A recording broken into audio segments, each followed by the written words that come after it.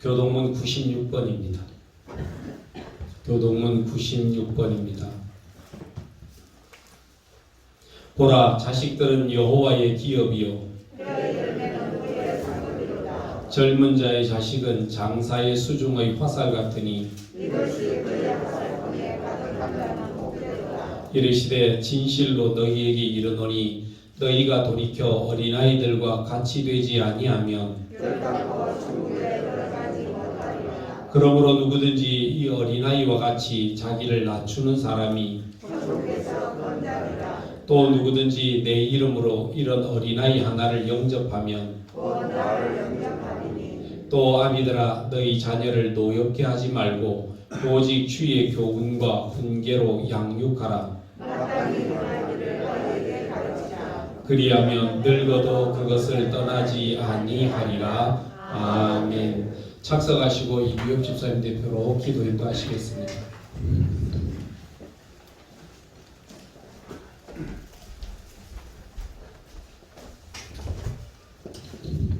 네, 다 같이 기도드리겠습니다.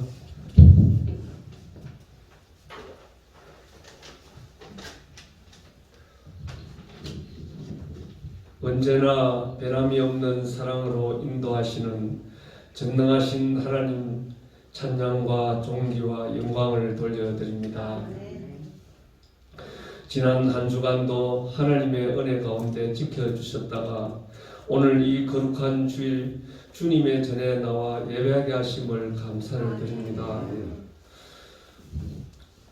오늘도 이 거룩한 주일 우리 하나님 앞에 예배하게 하심을 감사드리며 한 주간 동안도 우리의 또 허물과 죄를 다 용서하여 주시고 깨끗게 하여 주시옵소서.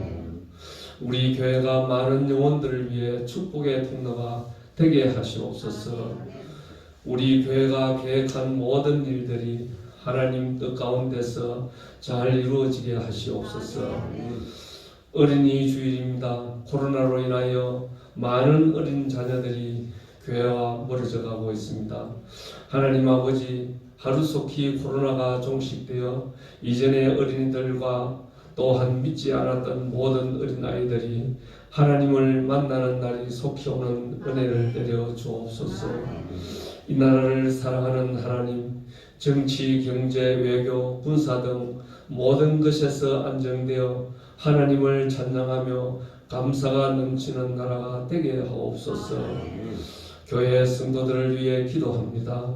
한 사람 한 사람 모두가 청지기로서 맡은 바 사명을 다하는 일꾼 되게 하시고 육신의 질병으로 고생하는 한우들에게 건강을 허락하시고 물질로 인해 힘들어하는 이들에게 물질의 풍요를 허락하여 주옵소서.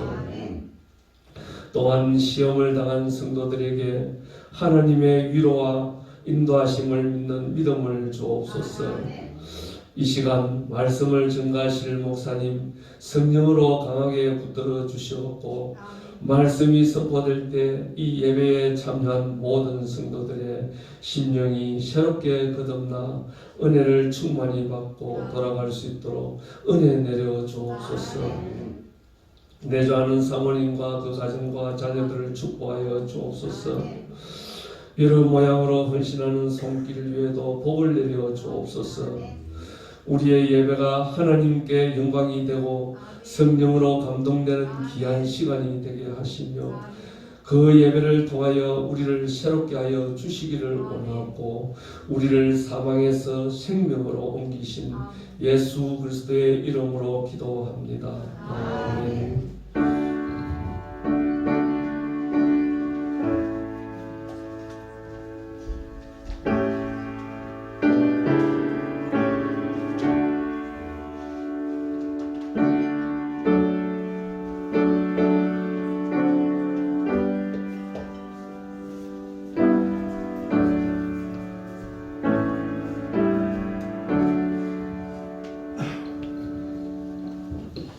디모데전서 6장 11절부터 16절까지 말씀입니다.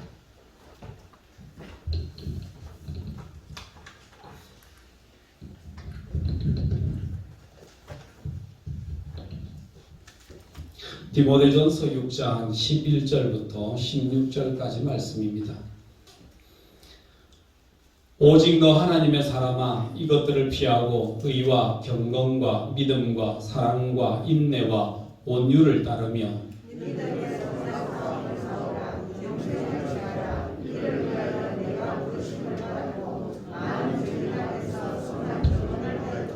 만물을 살게 하신 하나님 앞과 본디오 빌라도를 향하여 선한 증언을 하신 그리스도 예수 앞에서 내가 너를 명하노니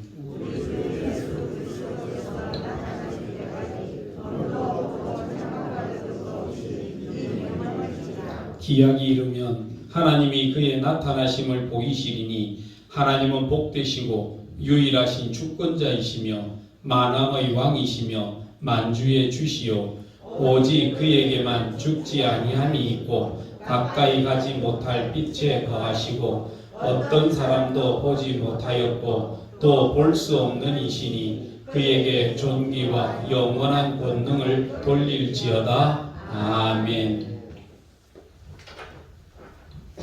오늘은 어린이 주일입니다. 어린이 주일에 어린이에 관한 설교를 해야 되는데 우리 교회는 지금 어린이가 없습니다.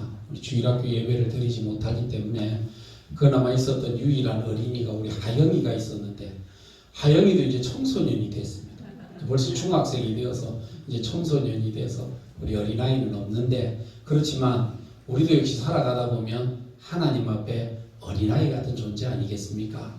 그러니까 하나님께서 우리에게 원하시는 어린이, 하나님이 우리에게 원하시는 상, 부모가 자식에게 키우면서 너 이런 사람이 되라 하는 마음을 가졌듯이 하나님이 우리에게 주시는 어린아이와 같은 우리에게 주시는 그 귀한 마음을 살펴봄으로써 우리도 하나님 앞에 이렇게 살아나야 되겠다라고 하는 것들을 생각하기 위해서 오늘 이 말씀을 특정 지었습니다. 11절 말씀이 이렇게 나옵니다. 오직 너 하나님의 사람아 라고 말씀하셨습니다. 우리는 살아가면서 우리의 정체성, 내가 어떤 사람인가 하는 것들을 항상 느끼고 생각하며 살아야 됩니다. 보나벤투라라고 하는 유명한 이 성자가 있었습니다. 이 보나벤투라는 살아가면서 그는 귀족이고 사람들에게 인격적으로 신앙적으로 명망을 받고 칭찬과 인기를 얻었습니다.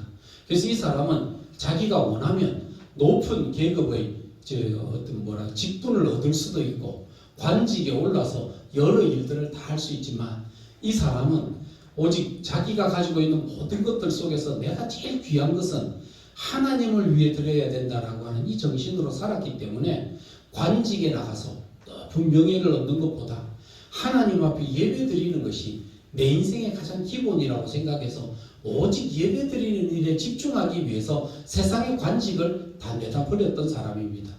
이 사람은 하루에 살아가면서 하나님의 7가지 은혜를 구하면서 날마다 기도하고 되뇌이면서 살았다는 것입니다.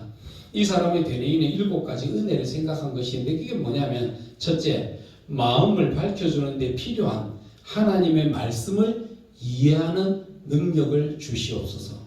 두 번째는 주님의 발자취를 따를 수 있는 분별력을 허락하여 주시옵소서. 세 번째는 사단의 공격을 물리칠 수 있는 능력을 허락하여 주시옵소서.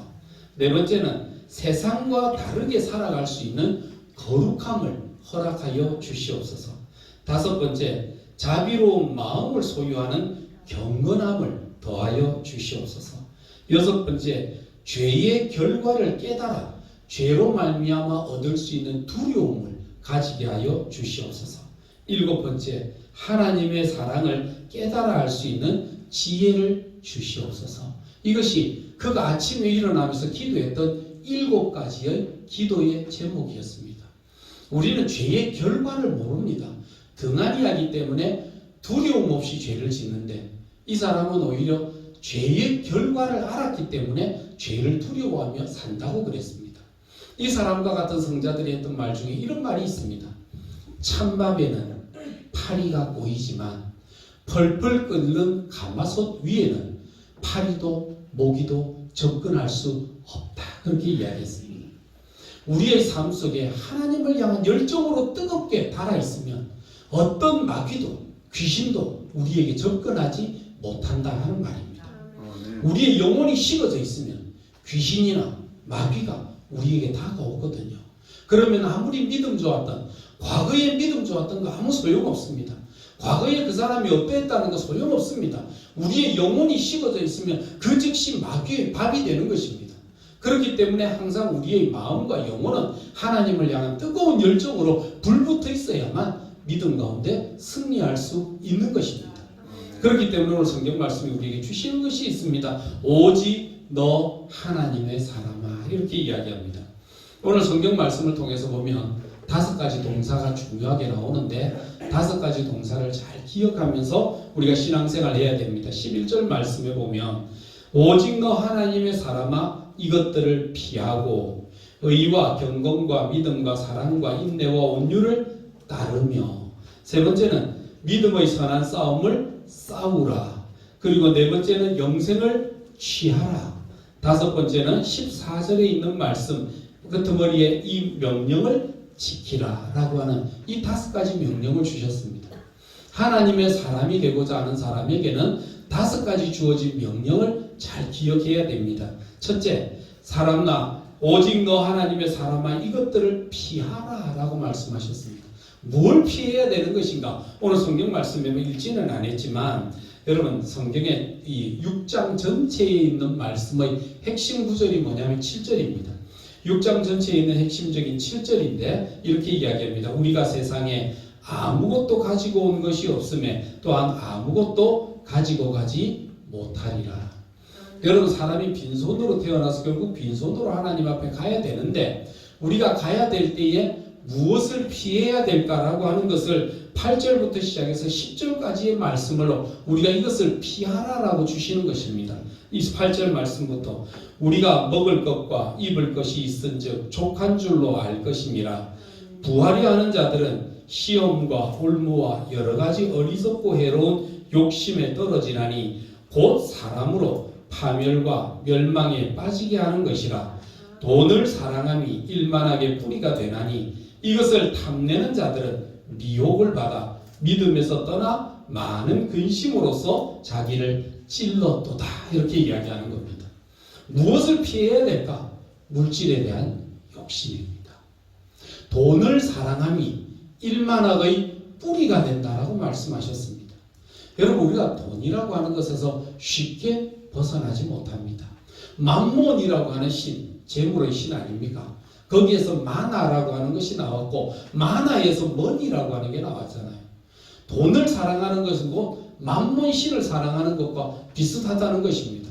그래서 예수님께서도 우리에게 비유로 말씀하실 때에 밭의 비유를 이야기하시면서 길가밭, 돌짝밭, 가시밭, 좋은 밭의 비유를 말씀하셨는데 길가밭이라고 하는 것은 사람으로 말미암아 다져져서 마음이 굳어진 사람, 그런 사람에게는 말씀이 들어가도요 속에 깊이 새겨지지 못하고 그냥 길바닥에 떨어지니까 새들이 와서 쫓아 먹는데 그것을 곧 마귀가 와서 즉시 거두어 간다라고 이야기했습니다.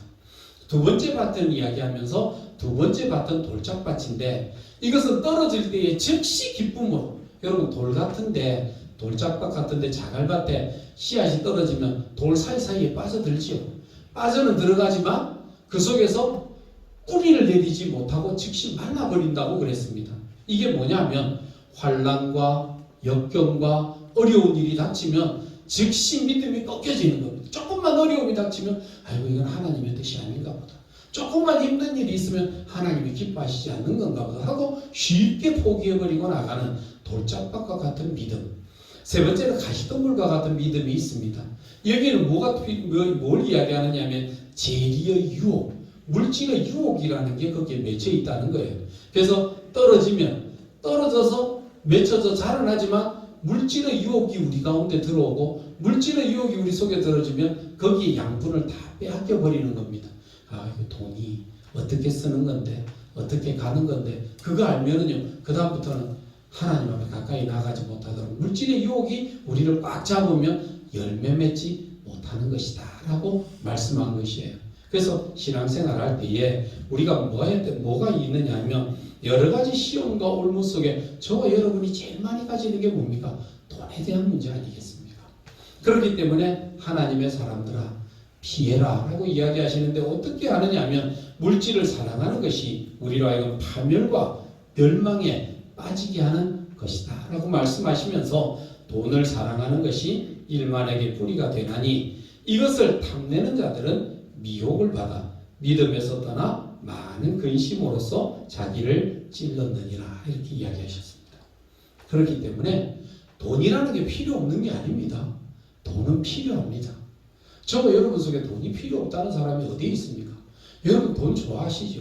뭐 여러분에게 물어볼 필요 없이 나에게도 물어보면 인규 목사 너 돈 좋아하냐? 아니 돈 좋아하죠. 그러나 돈을 좋아하는 것과 돈에 빠진다는 것은 다릅니다. 오늘 성경 말씀에 보면 이런 것들로 미혹되어라고 나가는데 미혹되었다라고 하는 말, 빠졌다라고 하는 이 말은 잡혔다는 말입니다. 돈에 붙잡히고 사단에게 붙잡혀 사는 사람들, 이런 사람들은 조심해라 라고 말씀하시는 주님의 말씀을 우리에게 가르쳐 주셨습니다. 여러분 사람이 살아가는 날 동안 뭐가 필요한가 하면 여러분 무엇든지 공부를 해서 남들보다 앞서고자 하는 사람은 여러분 학생들이 뭘 가르칩니까? 남들보다 앞선 공부를 하려면 어떻게 가르치죠? 선행학습이라는 것을 합니다.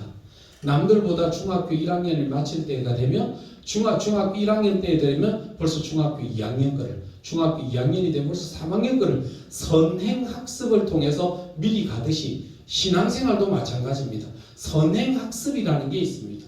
남들보다 앞서가는 신앙, 남들보다 앞서가는 믿음, 남들보다 앞서가는 삶을 앞서가는 경건을 얻기 위해서 우리가 가져가야 되는 선행학습을 위해서 자기를 절제하고 돌아보는 시간들이 필요합니다. 말은 이 단거리 선수들이 10초를 뛰지 않습니까? 10초의 승부가 납니다. 그런데 그 10초를 위해서 이 사람들은 20년 동안 훈련하고 연습하고 세워져 왔습니다. 역기를 드는 선수들 한순간에 역기를 번쩍 들어 올리기 위해서 일어서서 그 역기를 번쩍 들고 3초를 견디기 위해서 이 사람들이 20년이 넘는 역기를 드는 훈련과 연습을 계속 해오지 않았습니까? 그런 것과 같이 한순간에 어떤 순간에 결정을 얻기 위해서는 선행학습을 통한 미리 훈련되고 연습하는 자세가 필요한데 우리가 뭐에 대한 연습들이 필요한가? 이 5가지입니다. 첫째는 돈에 대한 유혹에서 우리가 이길 수 있는 연습이 우리 가운데 필요하다라고 하는 것을 가르쳐 주신 것입니다. 그래서 오직 너 하나님의 사람아 이것들을 피하라 라고 이야기할 때 돈을 사랑하는 것이 일만하게 뿌리가 된다. 우리가 빈손으로 와서 빈손으로 가기에 우리 삶의 지금에 먹을 것이 있고 쓸 것이 있고 마실 것이 있어 족한즉 이렇게 나왔습니다. 지금의 우리 삶 속에 먹을 것이 있습니까? 쓸 것과 마실 것이 있습니까? 먼저는 족한 줄 알고 하나님 앞에 감사하는 믿음과 마음을 소유해야 할 것이다 라고 하는 것이 첫 번째 명령입니다. 두 번째 명령을 주신 것이 있습니다. 그게 뭐냐 하면 따르라 라고 이야기했습니다. 뭘 따르느냐 하면 6가지 주제 의, 경건, 믿음, 사랑, 인내, 온유라고 되어 있습니다. 두 개씩 쫙지어보면 이렇게 나옵니다. 의와 경건이라고 하는 것은 하나님에 대한 나의 자세입니다. 하나님을 대한 우리의 태도입니다. 그렇기 때문에 의라고 하는 것이 무엇일까? 제가 지난번에도 이야기했죠. 의라고 하는 것이 우리가 살아가면 나는 저 사람보다 내가 도덕적으로 의롭고 내가 저 사람보다는 내가 그래도 깨끗하고 저 사람보다는 내가 좀 낫지 라고 생각하는 것이 의가 아닙니다. 여러분 이 의라고 하는 것은요 하나님을 대하는 우리의 태도에 대한 이야기입니다. 누가 하나님 앞에 설 때 내가 의롭다 이야기할 자가 있겠습니까? 누가 하나님 앞에 설 때에 내가 바르다라고 자신할 만한 사람이 있습니까? 여러분 하나님 앞에 설 때에 정말 의로운 사람이 없습니다. 교도소에 가면 많은 죄수들이 많은데요. 그 교도소 보안과장을 지냈던 박효진 장로님이 그런 이야기를 하셨어요. 교도소에 가면은요 자기들이 전부 다 앉아서 자기들이 VIP래요. 그래 왜 니들이 VIP냐? 아니 내가 VIP죠. 첫째는 국가에서 제공하는 저택에서 살고 있지 않습니까? 국가가 제공하는 음식을 이 음식을 위해서 우리를 위해 특별히 주방장을 대령해 놓고 주방장이 우리를 위해 음식을 만들어 대령하고 있으니까 우리가 VIP 아닙니까? 내가 갈 때마다 경호원들이 나를 따라다니잖아요. 경비원들이 따라다니고 보안요원들이 따라다니면서 자기를 감시하고 지켜보니까 내가 어디 갈 때마다 보안요원들이 따라갑니다. 내가 어디를 외출할 때가 되면 그 국가에서 제공하는 관용 차량을 타고 우리는 가고요. 내가 만나는 사람은 판사, 검사, 변호사 이런 사람들하고 내가 만나고 삽니다. 잠잘 때는 나보고 잘 자라고 경비병들이 총을 들고 지켜주니까 이거 VIP죠. 이거 청와대하고 이게 다를 바가 뭐가 있습니까? 자기들은 VIP라고 그렇게 이야기한대요.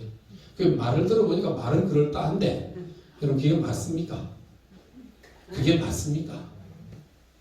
우리가 의라고 하는 게 뭡니까? 의라는 하나님에 대한 나의 자세, 나의 태도를 이야기하는 것이고 경건이라고 하는 말이 무슨 말입니까? 경건이라고 하는 말은 하나님을 닮아간다는 것입니다. 여러분 우리가 누구를 닮아갑니까?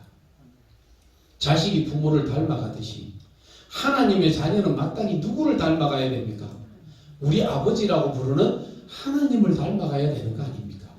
그래서 세상에 믿지 않는 사람들이 믿는 사람을 볼 때 저 사람을 보면 지금 모르지만 예수님 닮은 것 같고 저 사람을 보니까 참 하나님을 만나는 것 같이 좀 그래 라고 하는 이런 경건한 마음, 거룩한 마음이 될 수 있도록 의와 경건이라고 하는 것은 하나님에 대한 태도를 이야기하는 것입니다.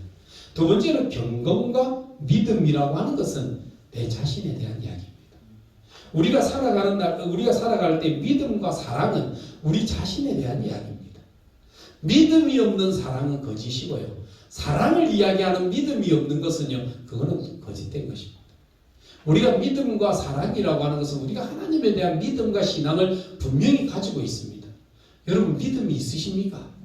하나님을 향하여 분명히 믿으십니까? 말씀을 확신하십니까? 여러분 이 믿음이 우리 가운데 있어야 되는 겁니다. 그런 믿음을 가진 사람은요 냉랭하고 차가운 사람이 아닙니다. 냉랭하고 차가워 칼같이 자르는 이런 류의 사람이 아니라 믿음으로 가지고 살기에 무엇이 존재하느냐? 우리 마음속에 사랑이 존재한다는 것입니다. 여러분 믿음과 사랑은 떼놓는 것이 아니라 믿음은 사랑과 하나로 가는 것, 이것이 바로 믿음과 사랑에 대한 나의 태도입니다. 세 번째, 우리의 환경에 대한 태도입니다. 인내와 온유라고 하는 게 있습니다. 여러분 세월이 우리가 생각하는 것처럼 넉넉하지 않습니다. 내 원하는 대로 다 되어지지 않습니다. 아까 이야기했죠. 경주하는 사람이 경주의 것을 얻기 위해서 자신을 인내하고 절제하고 다스릴 줄 아는 사람이 되는 것처럼 우리가 환경에 대해서 어려운 때가 있죠. 즐거운 때도 있죠. 그런 그 환경이 우리에게 닥칠 때 어떻게 합니까? 우리의 마음속에 인내하는 마음과 온유한 마음을 소유할 수가 있어야 된다는 겁니다. 여러분 인내라고 하는 것은요 덕입니다. 우리의 삶 속에 조금만 힘들면 입술로 불평하고 이스라엘 백성들의 문제가 뭡니까? 이스라엘 백성들에게 10번을 이야기하시면서 니들은 조금만 문제가 있으면 불평한다. 물이 없다. 그러면 물이 없는 거 너희들이 기적 가운데 하나님의 이끄심을 봤으면 물이 없을 때 어떻게 해야 됩니까? 하나님 목마릅니다. 3일 동안 다녔는데 물이 없고 물은 다 떨어졌는데요. 하나님 어떻게 하면 좋습니까? 하나님 물을 주십시오 라고 기도하고 하나님께 구하는 것이 아니라 먼저 입술을 열면 뭐부터 나오느냐면 불평부터 나오는 겁니다.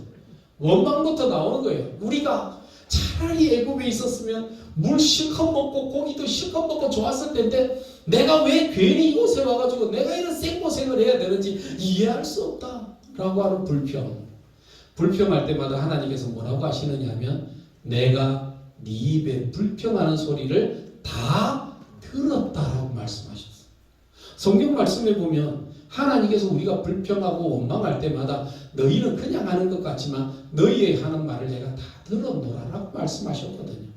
그렇기 때문에 뭐가 필요하냐면 우리 마음속에 인내라고 하는 작업이 필요합니다. 어린아이는요 인내가 없습니다. 성숙하면요 인내가 옵니다. 그래서 어른들은 조금 더 인내할 줄 알고 자중할 줄 아는데 어린아이들이 참 인내하지 못하는 이런 연약한 모습을 보게 됩니다. 우리가 교회 일이 어떤 것인가 라고 물어봅니다.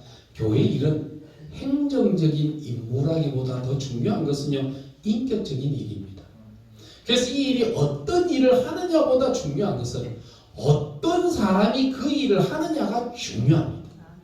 여러분, 어떤 일이라도요, 여러분 우리 뉴스를 들어서 잘 알지 않습니까? 고위 관료, 고위 직책, 감사원, 뭐니 이런 거 직책의 의미와 이름은 얼마나 좋습니까? 그런데 도둑놈이 가서 그 직책을 딱 맡으면요, 그때부터 그 직책은요, 도둑질하는 데 사용되는 도구가 됩니다. 그러나 아무리 적은 직책이라 할지라도 그 일을 맡아 성실하게 나가는 바른 인격을 가진 사람이 그 일을 붙잡고 일을 하면요, 그때부터는 그 일은 거룩한 일이 된다는 것입니다. 일을 중요하게 생각하지 말고 그 일을 감당하는 그 사람이 어떤 사람인가 하는 것이 훨씬 더 중요하다는 것을 기억하시기를 바랍니다.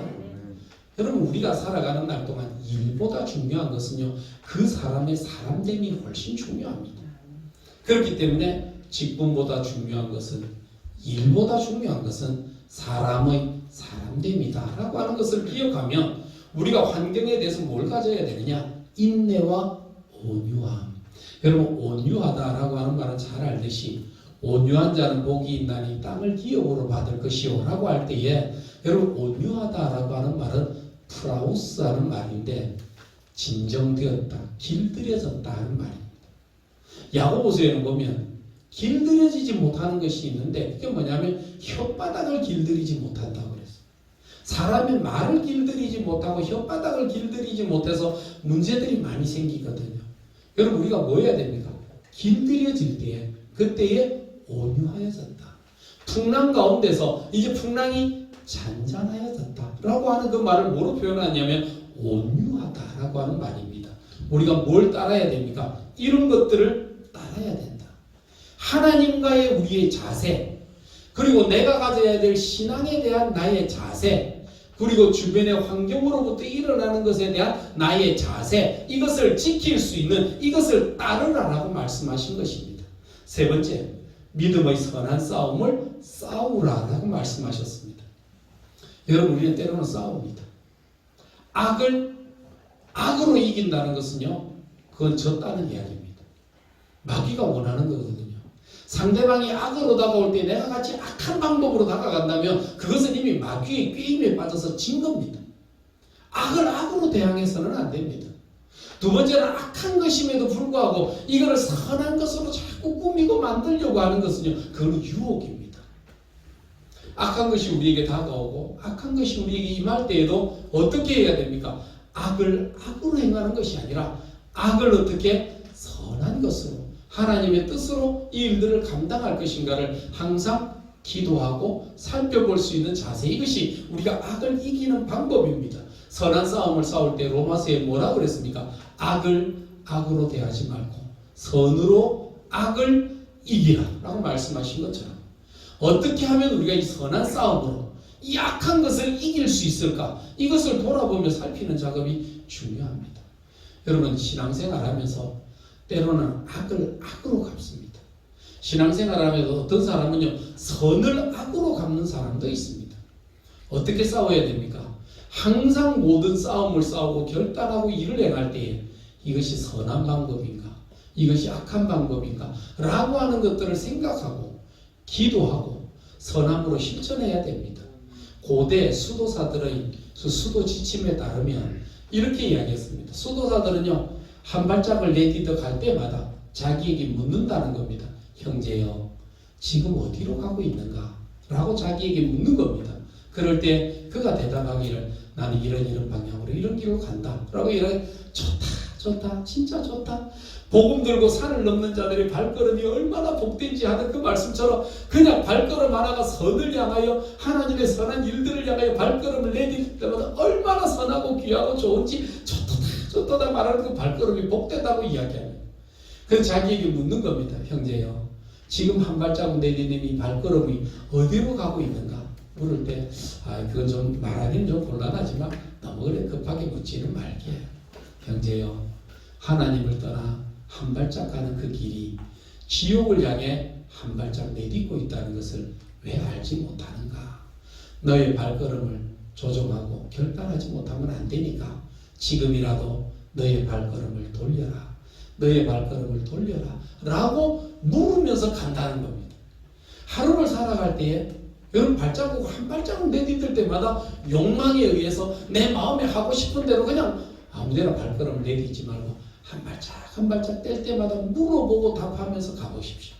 그 발걸음 하나하나가 그게 바로 선한 싸움을 싸우는 이런 싸움의 경쟁이고 싸움의 시간 아니겠습니까? 이런 싸움을 위해서 어떻게 선한 싸움을 싸우라라고 말씀하시는 겁니다. 네 번째로 영생을 취하라. 우리가 얻어야 될 게 있어. 취한다라고 하는 말은 속한다라고 하는 말과 같은 것인데 영생에 속한 삶을 살도록 노력해라 하면서 누구를 이야기하느냐면 13절에 만물을 살게 하신 하나님 앞과 본디오 빌라도를 향하여 선한 증언을 하신 그리스도의 예수 앞에서 내가 너를 명하노니. 본디오 빌라도 앞에서 여러분 우리가 예수님을 이야기하면서 빌라도의 법정을 자주 이야기합니다. 여러분 빌라도의 법정이 어떤 겁니까? 우리가 신앙생활하면서 빌라도의 법정을 보면 그게 옳은 재판이냐 그런 재판이냐 그것이 바른 것이냐 틀리게 재판을 이야기하지 않습니다. 빌라도의 법정 앞에서 예수님을 봐야 됩니다. 예수님을 보는 눈과 마음이 있어야 되는데 빌라도의 법정 앞에서 빌라도가 물었지 않습니까? 너는 네가 누구라고 하느냐? 네가 진짜 하나님의 아들이냐? 아니냐? 내가 너를 어떻게 할까? 라고 물어볼 때 예수님은 거기에 대해서 말도 나는 억울하다. 나는 누명을 썼다. 저들이 나를 모함한다. 거기에 대해서 일절 말 한마디 없으셨습니다. 예수님은 그 법정 앞에서 당당해요. 빌라도가 내를 놓아줄 수도 있고 너를 내가 십자가에 죽일 수도 있다 할 때에 예수님은 웃었습니다. 네가 나를 세우고 살리고 죽이는 권세가 있는 것이 아니라 나를 살리고 죽이는 권세는 하나님께 있다. 네가 나에게 뭘 할 수 있겠느냐? 지금 나는 나의 길을 잘 가고 있다. 그러니까 너는 너의 일이나 잘해라. 그리고 옛날에 이 영화 배우가 누가 그런 말을 했죠. 너나 잘하세요. 그런 말을 한 거죠. 우리가 살아가는 날 동안 예수님 빌라도의 법정이 이게 옳은 재판이냐 그런 재판이냐 이게 바르냐 틀리냐 그거 문제 아니었어요. 예수님은 그 재판을 갈 때에 하나님께서 내게 주신 이 길을 나는 당당히 걸어가고 있다 라고 하시는 주님의 그 말씀 앞에서 빌라도에게 변명 한번 하지 아니하시고 사람들을 향해서 나를 모함한다고 말 한마디 하지 아니하시고 그냥 예수님은 하나님께서 자기에게 주신 그 길을 죽든지 살든지 그 길을 당당하게 걸어가셨던 예수님의 모습과 같이 우리의 삶 속에 영생을 취하는 방법, 영생을 취하는 삶이 어떤 것인지를 잘 기억해야 됩니다. 여러분 생명에 대한 이야기 아닙니까? 저와 여러분들이 살아갈 때 얻을 게 뭡니까? 생명을 취하고 죽음을 버려야 되는 것이지. 생명을 버리고 죽음을 취하는 사람이 제일 어리석은 사람입니다. 내가 지금 취하고자 하는 것이 생명인가? 내가 아니면 죽을 것인가를 잘 결정할 수 있는 눈, 이것이 우리 가운데 필요한 것입니다. 마지막으로 14절에 우리 주 예수 그리스도께서 나타나실 때까지 흠도 없고 책망받을 것도 없이 이 명령을 지키라 라고 하는 것입니다. 우리가 살아있는 날 동안 지켜야 될 것이 있습니다. 사람이 존경받는 것은요, 지킬 것을 지킬 줄 아는 사람이 존경받습니다. 지킬 것을 지키지 못하고 제멋대로 하는 사람이 비방을 받습니다. 저와 여러분의 삶 속에서 지켜야 될 것들이 많이 있습니다. 의를 지켜야 되고 믿음도 지켜야 되고 신앙으로 가는 것 모든 것들을 잘 지켜야 됩니다. 우리가 살아가는 날 동안 이 지킨다라고 하는 그 말은 마치 군사적인 용어와 같은 것인데요. 군인들이 나라를 지키기 위해서 불철주야로 자지 않고 훈련받고 깨어있는 것처럼 우리의 삶 속에 이 영생을 지키기 위해서 우리의 삶 속에 하나님의 말씀을 지키기 위해서 깨어서 기도하고 경성하며 살펴보는 작업으로 사는 것, 이것이 바로 우리에게 주시는 지키라라고 하는 말씀들을 가르쳐 주신 것입니다. 이스라엘 백성들이 광야 생활을 해서 걸어갈 때마다 그들이 바라봤던 게 뭡니까? 하나님의 안식일을 이야기하시면서 너희가 안식일을 기억하여 지키라라고 하는 말씀을 통해서 저와 여러분에게 주신 말씀이 있습니다. 그게 뭡니까? 우리가 돈 벌려고 아동바동하고 돈 벌려고 그렇게 힘쓰고 노력 안 해도 우리가 지켜야 될 하나님의 말씀을 지키고 하나님의 명령을 따르면 하나님께서 우리에게 복과 은혜를 주신다라고 하는 것을 가르쳐 주시는 이게 안식일의 개념입니다. 안식일의 개념은 우리가 노동을 해야 돈을 번다는 개념이 아니라 하나님께서 너희 가운데 복과 은혜를 주시는 분이시다는 것을 가르쳐주는 훈련입니다.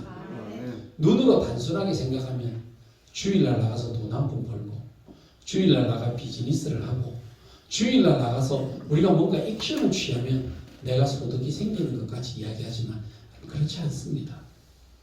하나님이 우리에게 주시는 이 귀한 은혜와 진리의 말씀을 지켜 행하면 여러분 재벌들이나 돈 버는 사람들의 이야기를 들어보면 돈을 벌고 싶다고 해서 버는 게 아니라잖아요. 돈을 벌고 싶어서 버는 게 아니라 일을 할 때 되면 돈이 저절로 굴러 들어온다는 거예요. 순간적인 이익에 절대 재벌들이나 돈 버는 사람들은 순간적인 이익 앞에 돈을 투자하거나 그런 거 안 합니다. 멀리를 내다볼 줄 압니다. 슐츠라고 하는 장관, 여러분 있잖아요. 슐츠 장관이 이야기했어요. 정치인은 2년 앞을 내다볼 줄 아는 안목이 있어야 정치를 한다고 그랬어요. 정치인들의 안목이 2년 뒤에 다가올 선거를 생각하고 우리나라 같으면 4년 뒤에 다가올 선거를 생각하며 정치를 해야 됩니다. 고은아 본사님이 예전에 한참 잘 나가고 여자 배우로서의 최고 정점에 딱 다다랐을 때 하나님께서 그의 눈을 열어주시는데 뭘 열어주셨느냐면 그때부터 자기가 내려갈 길이 보이더라는 거예요. 여러분 정치인들이 정치를 할 때 딱 당선되는 그때부터 내려갈 길을 헤아려야 됩니다. 앞으로 내가 4년 임기 속에 내가 오늘 하루가 빠진다. 마치 군대 병장이 제대할 날이 며칠 남았지고 계산하듯이 내가 앞으로 내려갈 날을 생각하면서 그 한 날 한 날을 빼면서 긴장감 가운데 일을 해야 됩니다. 대통령이 5년 동안 청와대에 앉아서 내가 5년을 지내면서 내가 천하의 망국을 다 호령할 것 같지만 벌써 하루, 이틀, 사흘, 1년, 2년, 3년 지나고 4년 지나면 내려갈 일이 눈에 보이기 시작하면 그때부터 두려워서 잠이 안 옵니다.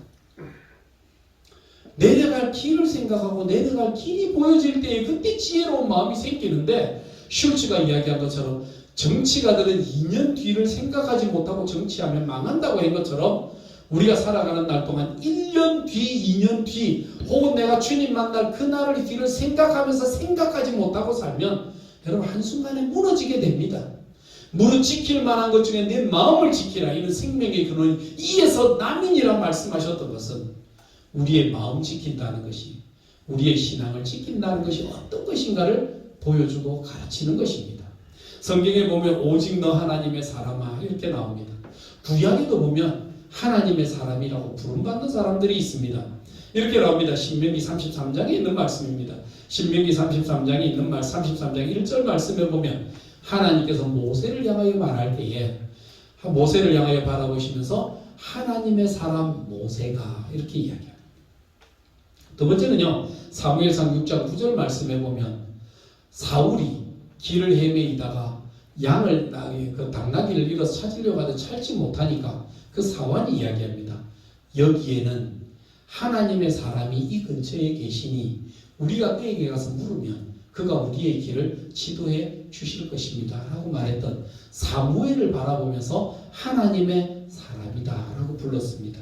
세 번째는 열왕기상 17장 24절 말씀에 보면 여러분 과부가 자기 아들을 죽었을 때에 그때 엘리야를 찾습니다. 엘리야에게 다가가서 뭐라고 이야기하느냐면 하나님의 사람이요 라고 이야기했거든요. 여러분 하나님의 사람 엘리야를 향해서 하나님의 사람이라고 고백했습니다. 여러분 느헤미야 12장 24절 말씀에 보면 느헤미야가 백성들을 모아놓고 성경을 읽으면서 이야기를 할 때에 다윗을 이야기하면서 뭐라고 이야기했느냐면 하나님의 사람 다윗을 이야기했습니다. 오늘 그런 사람들이 받았던 칭호를 누가 받느냐면 이 땅에서 저와 여러분이 받고 있는 것입니다. 오늘 우리를 뭐라고 부르느냐면 너 하나님의 사람아 라고 말씀하셨을 때 하나님이 우리를 뭘로 보시느냐면 너는 하나님의 사람이다 라고 하는 놀라운 칭호를 주셨어요. 비록 우리가 다윗 같지는 모세 같지는 엘리야 같지는 사무엘 같지는 않지만 그러나 하나님께서 우리를 바라보실 때 그들과 동일한 선상에서 우리를 지켜보시고 우리를 잡아 말씀하고 계신다는 것입니다. 능력은 나의 것이 아닙니다. 능력은 하나님의 것입니다. 그 모든 사람들이 능력이 있을 때 자기가 잘나서 능력을 베푼 것처럼 한 것은 하나도 없습니다. 그는 오히려 이야기하기를 이 능력은 하나님이 주신 것이고 영광은 하나님이 받아야 되실 것이지 내가 받아야 될 것이 무엇이 있느냐고 영광에서 떠났던 사람들 아닙니까? 우리는 하나님 앞에 쓰임받는 것만 해도 감사합니다. 마귀에게 쓰임받지 않고 하나님의 손에 쓰임받는 게 얼마나 영광인지 모릅니다. 그런 것으로 어떻게 해야 됩니까? 우리가 5가지 말씀 피하고 따르고 싸우고 취하며 지키는 이런 영적인 삶을 싸우며 살아가는 것입니다. 이것이 바로 저와 여러분이 살아가야 될 믿음의 자세요 신앙의 근본이다 라고 하는 것을 오늘 말씀 가운데 우리에게 주셨습니다. 성도 여러분, 일이 중요한 게 아닙니다. 직분이 중요한 게 아닙니다. 직분을 붙잡는 사람이 중요합니다. 직분을 행하는 사람의 인격이 중요합니다. 그런 인격이 안 되고 그런 사람이 되지 않는다면 여러분 우리가 목사 아니라 교황이 된다 한들 뭐 하겠습니까? 우리가 직분을 가진들 뭐 하겠습니까?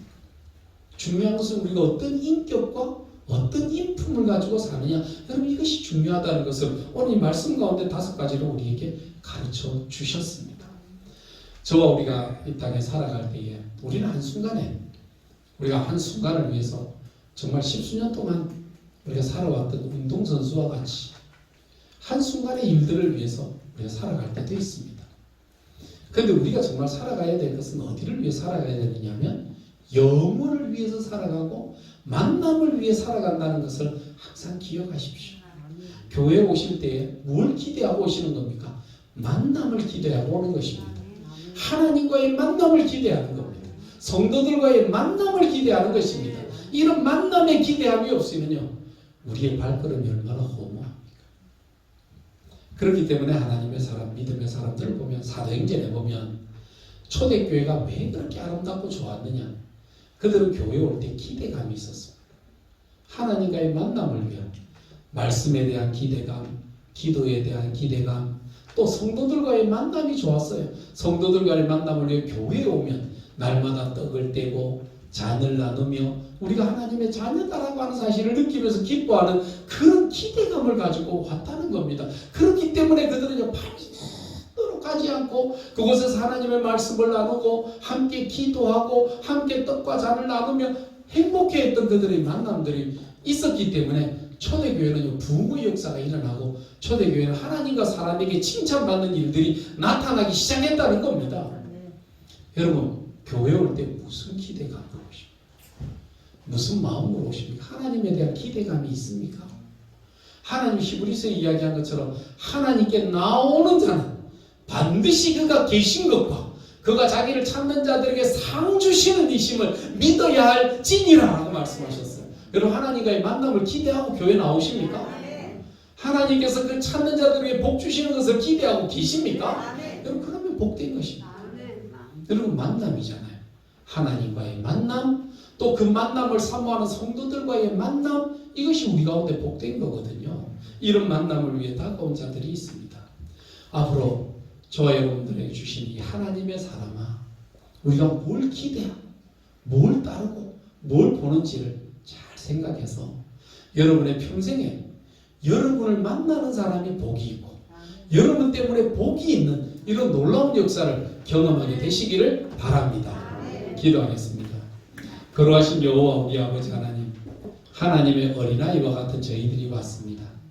너무 철부지와 같이 인내심도 없고 그저 우리는 우리의 욕심과 욕망에 눈에 보이는 대로 손이 먼저 뻗어나가는 어리석은 삶을 살아가지 아니하며 어린아이 때에서 점점 더 성장하고 장성하여 하나님 앞에 어떤 사람으로 서야 될 것을 만들어가야 될 것을 기대하며 찬양하며 나아갈 수 있는 저희가 되게 하여 주옵소서. 예수님 이름으로 기도드리옵나이다. 아멘. 이제는 이 땅에 오셔서 하나님의 말씀을 실천하심에 조금 더 자기를 생각하지 아니하시고 오직 하나님만 바라보며 자신의 삶의 모든 것을 다 걸고 사셨던 우리 주 예수 그리스도의 은혜와 우리를 사랑하시되 그 아들의 십자가로 우리의 모든 죄를 용서하시고 그 하나님의 사랑을 믿는 자들마다 구원의 큰 복을 허락하시는 하나님 아버지의 무한하신 사랑하심과 구원받는 것만이 아니라 우리로 하여금 하나님의 사람으로 성숙하여 하나님의 선한 뜻을 이루어 나중에 멸류관의 주인공 되도록 우리를 격려하시는 성령 하나님의 놀라우신 역사가 오늘 이 땅에 많은 사람들이 제갈 길로 가는 길 속에 하나님 앞에 훈련받아 우리가 마땅히 행할 일들을 행하기를 원하는 하나님의 백성들과 그들의 가정과 자녀손들 위해 이제로부터 영원토록 함께 있을지어다. 아멘.